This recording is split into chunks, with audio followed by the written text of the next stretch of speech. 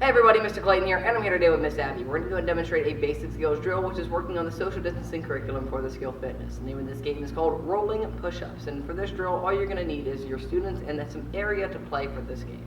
What we're going to demonstrate on this one is the students are going to be laying on their bellies to start.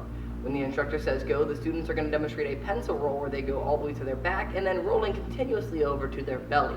When they reach their belly again, they're going to demonstrate one push-up and then go flat back to their stomach. They'll then again roll in the same direction they were going before, and then again, add another push-up.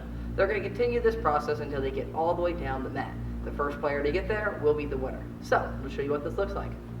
Alright guys, so Miss Abby is the first player up for this one. So she's laying on her belly. When I say go, she's going to roll all the way over, do a push-up, and then continue again until she's down the mat. Ready, and go.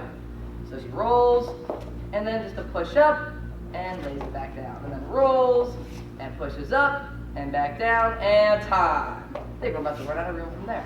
Nice job. So, again, on this one, you want to make sure that as you're playing, the students are having fun, but they're also rolling in that straight line to engage the core muscles as they do this. When they hit their belly, they're going to explode up on that push-up, and then back down nice and soft. Great job, Miss Abby.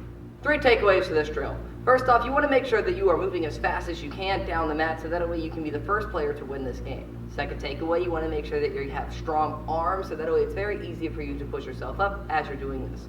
And your third and final takeaway is also to keep your stomach strong so that way as you're rolling you can stay going in a straight line as you play. Go ahead and go through this drill for 2 to 3 rounds to make sure that every player gets multiple chances to play.